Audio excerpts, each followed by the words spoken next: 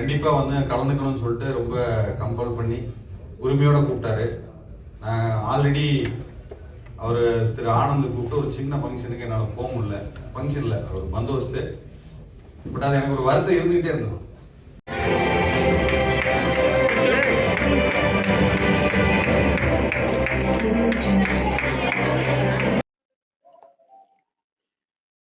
கோவை அவினாசி சாலை அண்ணா சிலை அருகில் உள்ள தனியார் கூட்டரங்கில் மக்கள் பொதுநல சங்கம் முப்பெரும் விழா மற்றும் 4ஆம் ஆண்டு துவக்க விழா மக்கள் பொதுநல சங்கம் அனைத்து நிர்வாகிகள் தலைமையில் நடைபெற்றது.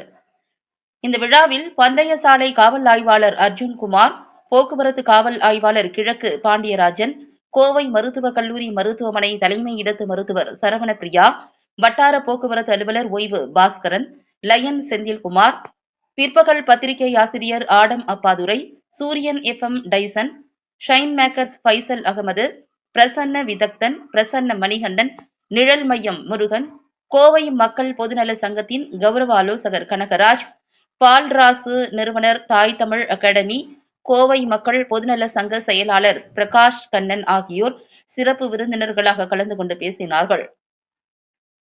மேலும் சிறந்த சமூக சேவகர் மற்றும் இளம் தொழிலதிபர்கள், சிறந்த சாதனையாளர்கள், சிறந்த காவலர்கள், சிறந்த பத்திரிகையாளர்கள் விருதுகள் வழங்கி கௌரவிக்கப்பட்டனர். மேலும் 50க்கும் மேற்பட்ட அரசு பள்ளி மாணவ மாணவியர்களுக்கு கல்வி உபகரணங்கள் வழங்கினார்கள். இந்த விழாவிற்கான ஏற்பாடுகளை மக்கள் நல பொதுநல சங்கத்தின் நிர்வாகிகள் ஆனந்தகுமார், பாலாஜி, தனபால், நவீன், ஜோதிகுமார், செந்தில்குமார், கிருஷ்ணகுமார், கண்ணன், ரஞ்சித்குமார் ஆகியோர் செய்திருந்தனர். இந்நிகழ்ச்சியில் பத்திரிகையாளர்கள், சமூக ஆர்வலர்கள், காவலர்கள், தொழிலதிபர்கள், மாணவ மாணவியர்கள், பெற்றோர்கள் உட்பட 100க்கும் மேற்பட்டோர் கலந்து கொண்டனர். இறுதியில் மக்கள் நண்பன் ஆனந்த் கலந்து கொண்ட அனைவருக்கும் நன்றி தெரிவித்தார். இனிய பிறந்தநாள் காணும் அருமை நண்பர் திரு ஆனந்த் அவர்களுக்கு அகில இந்திய திருவள்ளுவர் பத்திரிகையாளர்கள் சங்கம் சார்பில் எங்கள் சர்வதேச தலைவர் டாக்டர் டி.ஆர். கவியரசு அவர்களின் வாழ்த்துக்களுடன் இந்த மலர் மாலையை அணிவித்து நண்பர் ஆனந்த் அவர்களுக்கு வாழ்த்துக்களை கூறிக்கொள்வதில் பெருமகிழ்ச்சி அடைகிறோம்.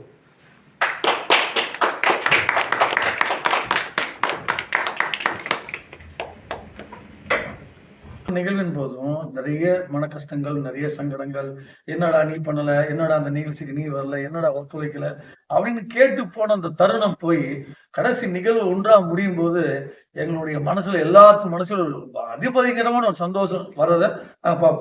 திருப்பி அதிபயங்கரம் வந்த ஐயப்பன் கோயிலுக்கு போய் அங்க சாமி கும்பிட்டு திரும்பி வரும்போது எதுக்கிற அந்த கோயிலுக்கு இவ்வளவு கஷ்டப்பட்டு வரணும்னு யோசிச்சுட்டு திரும்ப ரிட்டர்ன் கீழே வரும்போது இந்த டைம் அந்த கோயிலுக்கு வரணும் அப்படின்னு நமக்கு அந்த எண்ணம் தோணும். அது போல என்னடா இது நிகழ்ச்சி நம்மளால முடியலடா அப்படின்னு சொல்லி பார்க்கும்போது கடைசியில் இவ்வளவு பேருக்கு செஞ்சதுக்கு அப்புறம் அடுத்த வருஷம் இதை விட சிறப்பா செய்யணுங்கிற எண்ணம் எங்களுக்குள்ள உருவாது.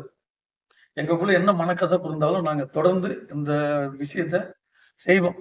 நிச்சயம் அதுல முழுக்க முழுக்க எல்லாருமே கூப்பிட்டு மிகப்பெரிய ஒரு சந்தோஷமான ஒரு விஷயத்த ஷேர் பண்ணாங்க. இந்த நிகழ்வினுடைய ஒரு மிகப்பெரிய ஒரு சமூக சேவகர் இந்த தருணத்துல எங்களை பத்தி ஒரு சில வார்த்தைகள் அவர் உங்ககிட்ட ஷேர் பண்ணுவார். காஜாஜி. ஆனந்த் வந்து எல்லாத்தையும் ஒருங்கிணைந்ததுல ஃபர்ஸ்ட் அவருக்கு நன்றி நான் சொல்லிக்கிறேன். ஃபர்ஸ்ட் அவருக்கு வாழ்த்துக்களும் அவரோட பிறந்தநாள் வாழ்த்துக்களையும் கூறி அவருக்கு நீண்ட ஆயுளும் உடல் ஆரோக்கியம் இந்த மாதிரி பணிகளை செய்ய எல்லாம் வல்ல இறைவனை பிரார்த்திக்கிறேன். ஆனந்த் அவர்களுக்கு இது ஒரு புதுசு இல்லை.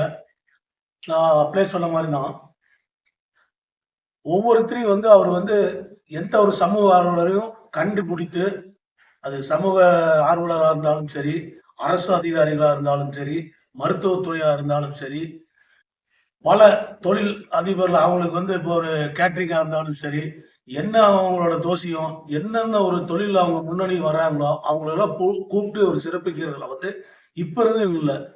அவர் ஆரம்ப காலகட்டத்திலிருந்தே இந்த பணியை செஞ்சுட்டு இருக்காரு.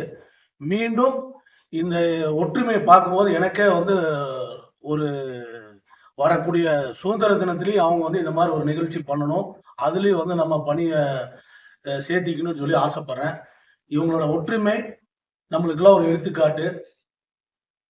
பார்க்கறதுக்கு ரொம்ப சந்தோஷமாகவும் இருக்கு, எழுச்சியாகவும் இருந்தது. இங்க பசிக்கு உணவு அளித்த அத்தனை உள்ளங்களுக்கும் வாய்ப்பளித்த எங்களுக்கும் இந்த கோவை மக்கள் பொதுநலச் சங்கம் மீண்டும் ஒளிவடைய என்ற வாழ்த்துக்களை கூறி விடைபெறுகிறேன். நன்றி. வாழ்க வளமுடன்.